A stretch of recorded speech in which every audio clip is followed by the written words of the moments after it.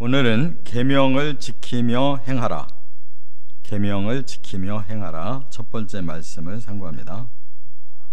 그동안 우리가 집중해서 율법에 대해서 쭉 핵심을 추려왔습니다.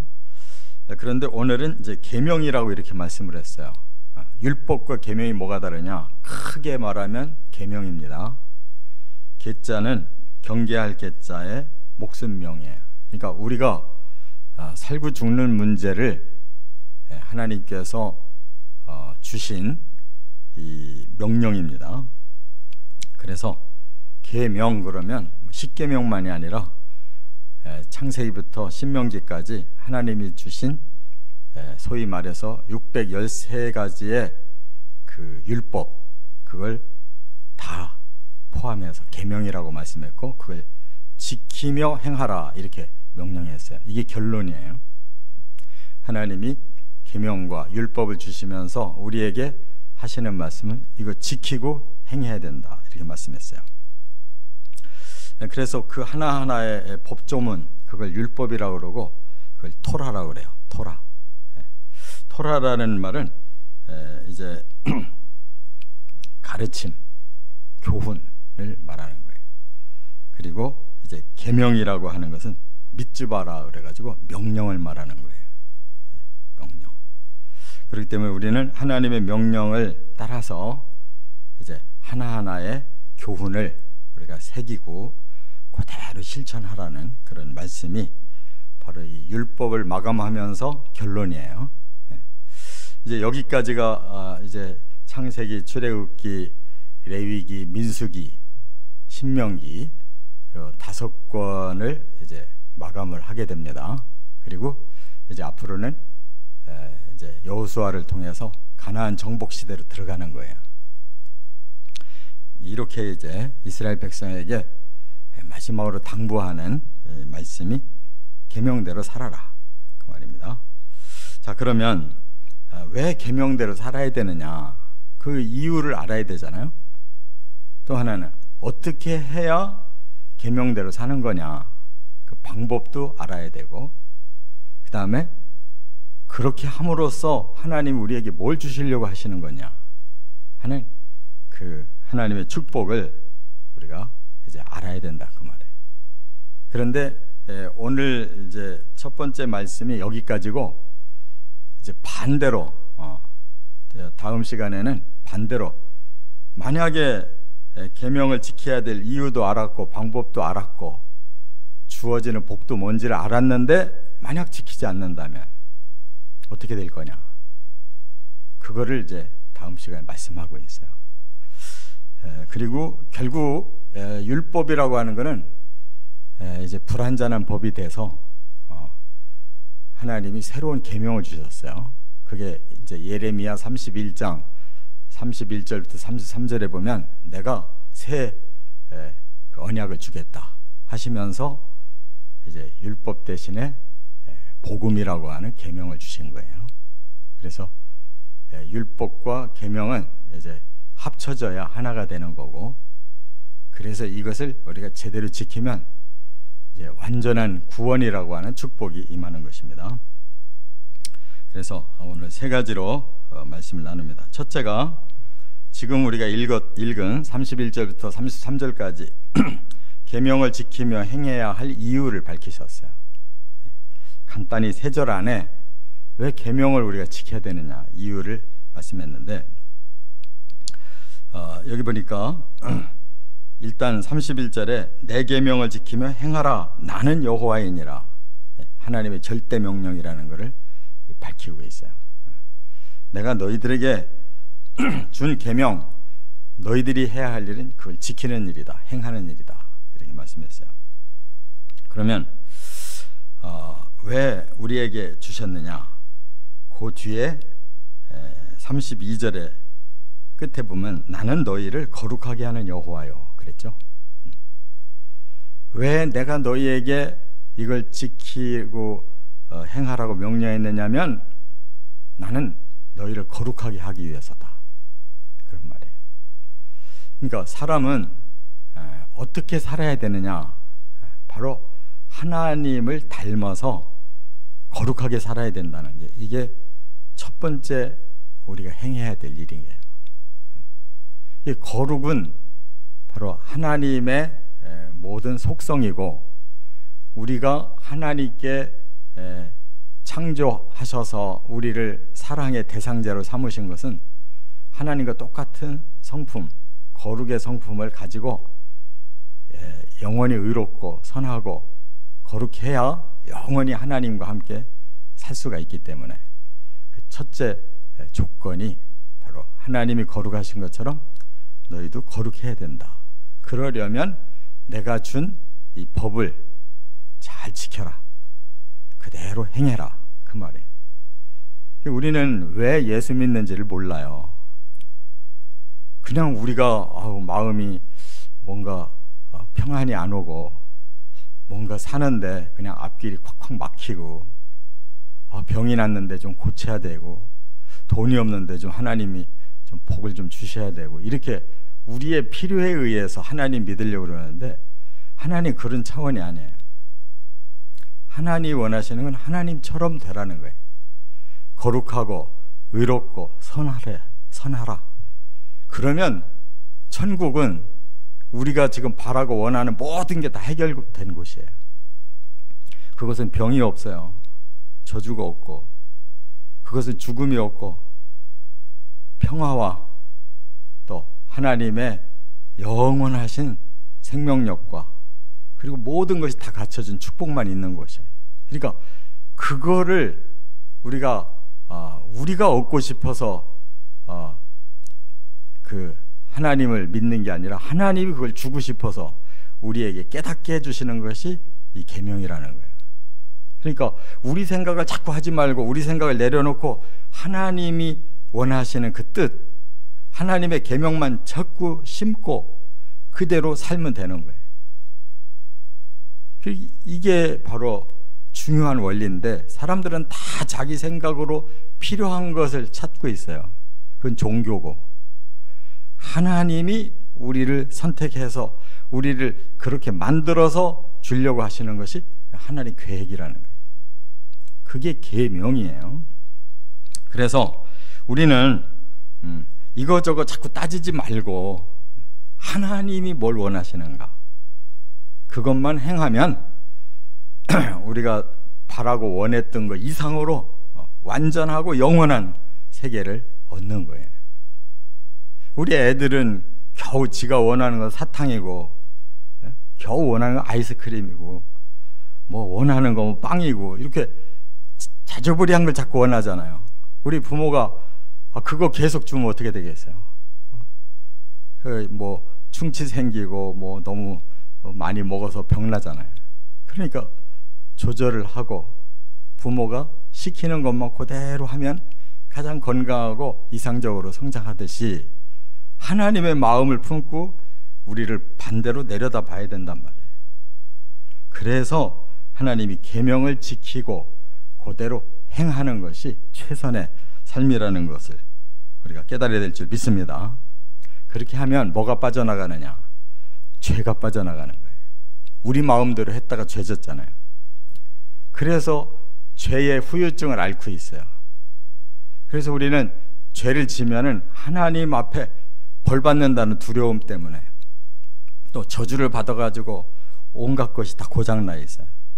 이 세상이 헝클어져 가지고 그 속에서 우리가 이 고난을 견디며 살아야 된단 말이에요. 그러니까 죄가 없어져야 거룩이 생기고 의로움이 생기고 그렇잖아요. 선한 마음이 생기는 거예요. 그래서 계명을 주셨고 우리 죄를 빼내려고 하시는 거예요. 이 가장 중요한 이 목표를 우리가 딱 설정하면 그 다음 방향이 잡히면 그 방향으로 계속 살면 되는 거예요. 할렐루야. 제대로 이유를 알고 목적을 향해서 가시기를 바랍니다. 그 죄라는 단어는 히브리어나 헬라어가 그 뜻이 비슷해요. 빗겨나갔다는 거예요. 빗겨나갔다. 빗나갔어요. 그래서 히브리 말로는 하타트라고 그러고 헬라어로는 하말티아라고 그러는데 이 히브리어에서 헬라어로 이렇게 번역이 되는데 비슷해요. 우리는 하나님의 뜻을 알지 못하고 내 뜻대로 행해가지고 문제를 다 일으켜 놨단 말이에요. 다시 하나님이 우리를 만나서 우리를 다시 변화시키려고 하는 것이 계명을 주신 목적이며 우리가 지켜야 될 이유다 그랬어요. 그래서 거룩은 곧 의며 곧 선이에요. 거룩은 하나님의 편에서 말씀하신 거예요. 또 선은 우리 사람들의 입장에서 말씀하는 거예요. 법은 이 규칙, 율법의 입장에서 말씀하는 거예요. 다 똑같은 내용이에요. 우리가 의롭고 선하고 거룩한 건 다 하나예요. 두 번째, 이제 신명기 12장과 또 31장과 민수기 15장에 보면 계명을 지키며 행하는 방법론이 나와요. 어떻게 하는 게 우리 계명을 지키고 행하는데 가장 좋은 방법이냐. 여기 먼저 신명기 12장 32절에 이렇게 말씀했어요. 가감하지 말고 지키라고 그랬어요. 우리 생각을 거기다 집어넣어가지고 이거는 아니야, 또 이렇게만 해가지고는 안 돼, 저렇게 해야 돼 라고 우리가 가감을 하면 벌써 하나님의 계명이 잘못되는 거예요. 율법을 우리가 잘못 해석하는 거라고요. 그런데 바로 이 율법을 제일 먼저 받은 이스라엘 사람들이 그걸 잘못 해석했어요. 그래가지고 그 사람들은 하나님이 두 가지로 계시를 주셨다고 이렇게 믿어요. 하나는 시내산에서 모세에게 계시 주신 율법이 있고, 또 하나는 구두로 계속 전해 내려오는 율법이 있다는 거예요. 그래가지고 그들이 구두로 전해 내려오는 게 뭐냐면 이 하나님이 주신 이 율법을 그 지도자들이 해석을 해가지고 그것을 계속 사람들한테 전수해 줬어요. 구두로. 근데 그 해석이 오히려 더 힘을 얻은 거예요. 이 모세가 남겨놓은 창세기부터 신명기까지의 이 말씀보다 자기들이 구두로 계속 전해 내려온 그 해석이 그들은 더 우월하다고 생각한 거예요. 그렇기 때문에 그것이 모여져서 이 신약시대에 집대성된 게 탈무드라는 거예요. 그러다 보니까 이 율법을 읽으려고 안 하고 성경을 읽으려고 안 하고 자기들의 조상부터 내려온 그 해석, 그걸 점점 이제 구두로만 얘기하면 잊어버리니까 그들이 썼단 말이에요. 책을 계속. 그래서 두 가지 책이 된 거예요. 구약 성경도 있고 바로 탈무드도 있고. 근데 본래 탈무드는 구약 성경을 해석한 건데 그걸 잘못 해석한 그 장로의 유전이라는 게 바로 예수님이 말씀해 너희 조상들의 조상들의 유전을 책망하셨잖아요. 그게 바로 바리새인들이 그거를 굉장히 따르르하게 애우는 사람들이에요. 그러니까 예수님과 예수님 제자들 보고 자기들이 가지고 있는 그거 가지고 비판한 거예요. 왜 안식일 날 미리삭을 뜯어먹어서 노동을 했습니까? 추수를 했습니까? 왜 안식일 날 병을 고쳐가지고 노동을 하고 노동을 했습니까? 라고 따지는 거란 말이에요. 왜 식사하러 갈 때 물에다가 씻고 들어가야 되는데 왜 안 했습니까? 그게 여기에 나오는 게 아니고 그들의 해석서에 자세하게 써놔가지고 그렇게 규정을 정해놓은 그거 가지고 비판한 거란 말이에요. 그러니까 예수님이 그건 너희 조상들의 얘기고 하나님의 말씀이 여기 있다. 하나님은 안식일 날 꼼짝도 말라고 한 게 아니라 거룩하게 지키라고 한 것이다. 안식일 날은 선을 행하는 날이다.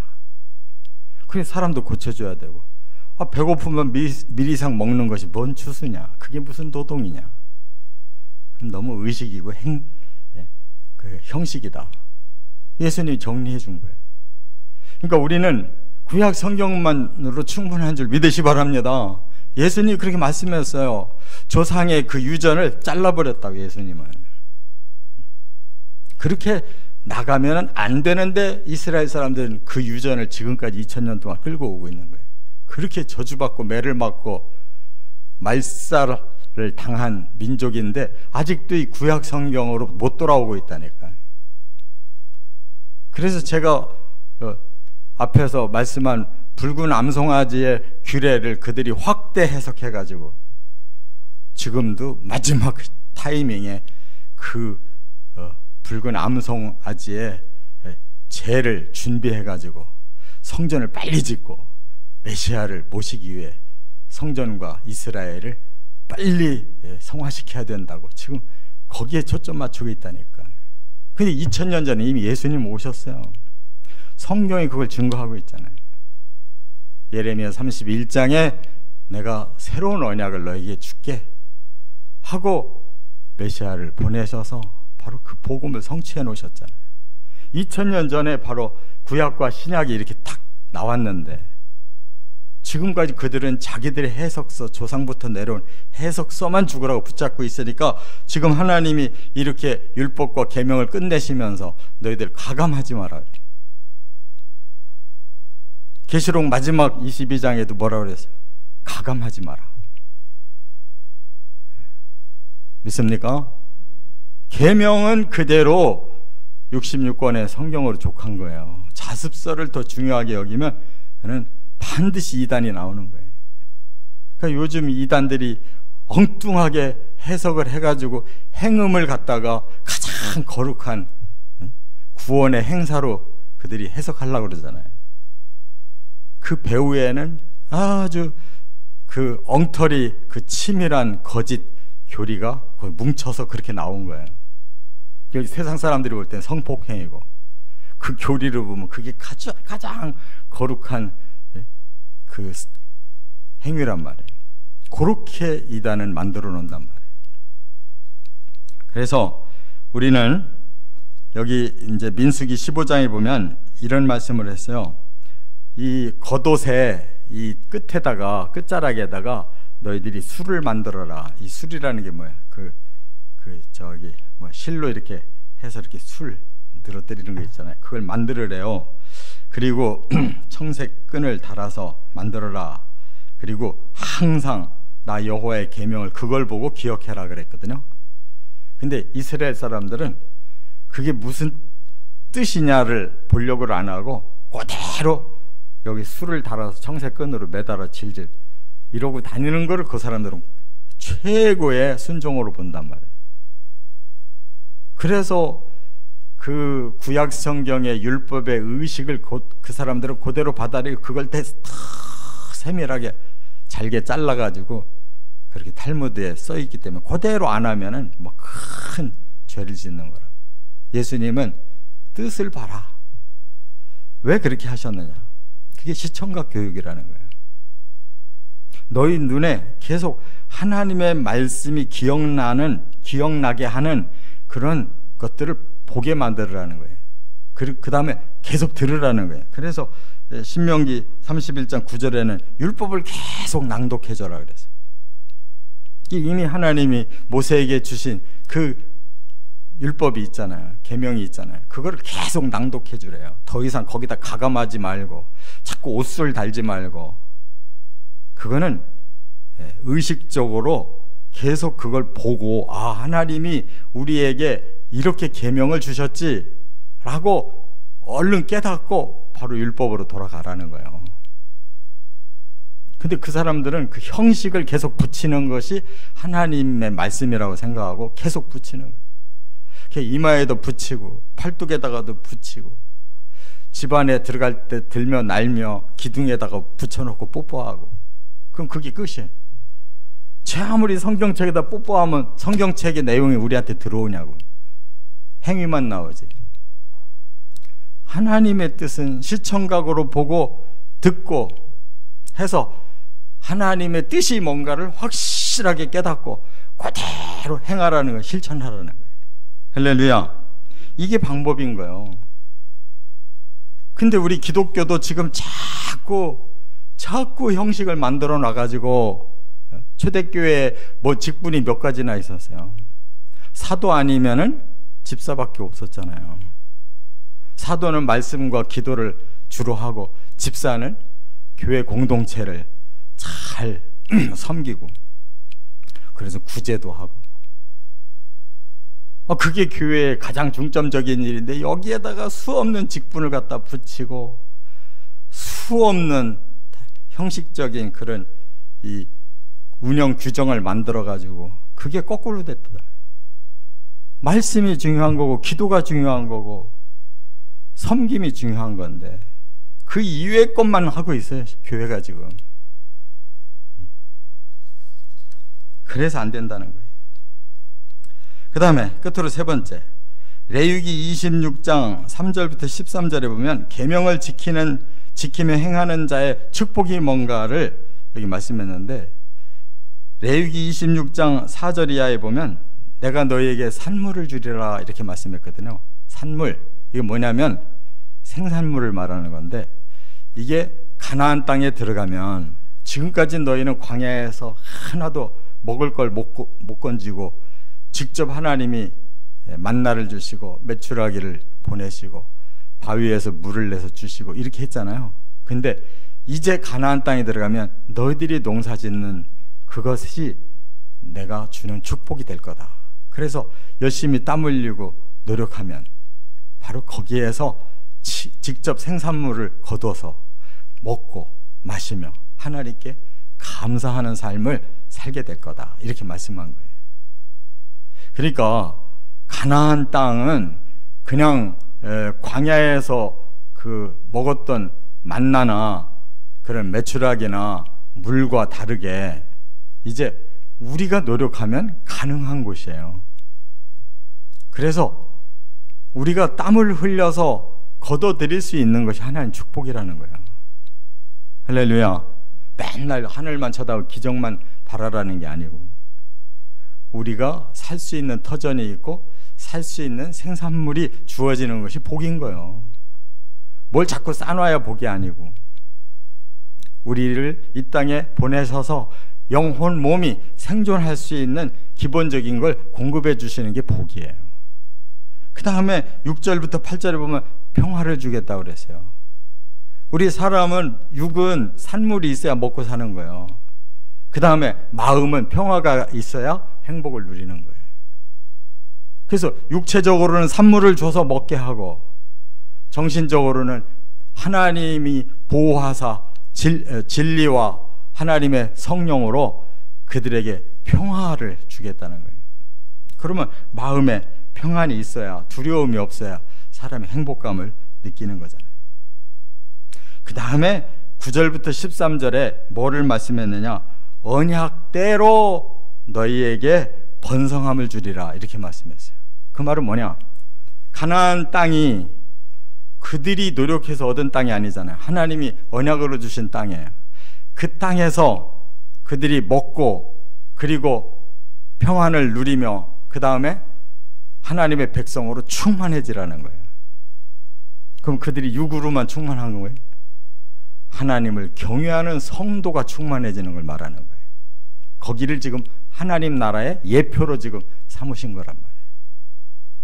그러면 이것이 구약시대라면 예수님이 복음을 주신 목적은 뭐겠어요? 우리가 바로 하나님의 나라의 백성을 만드는 일이 최우선인 거예요. 너희는 그 나라와 그 의를 구하라 그랬잖아요.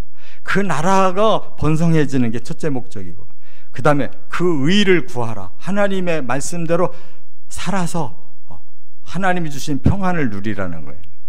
그리하면 이에 모든 것을 너에게 더하시리라. 산물은 기도 안 해도 주신다는 거예요. 믿으시 바랍니다. 그게 율법을 보충해서 완성시킨 복음이에요. 복음의 정신은 이렇게 돼 있는 거예요. 근데 자꾸 지금 율법 시대도 아니고 복음 시대인데 거꾸로 예수 잘 믿고 어떻게 하면 잘 사냐 이거에 지금 초점이 맞춰져 있잖아요. 그 다음에 일단 잘 먹고 잘 살아야 좀 마음이 평안해지고 그 다음에 뭐 봉사도 하고 뭐 헌신도 하고 여전히 율법적인 생각 가지고 있다고. 예수님은 싹 뒤집어 버렸어요. 먼저 그 나라를 구하라는 거예요. 하나님 나라가 이 땅에 번성해져야 된다는 거예요. 그 다음에 하나님의 의가 이 땅에서 실현되어져서 참 평화를 누리고, 그러면 하나님은 먹고 마실 것 다 하신다. 공중의 새를 봐라.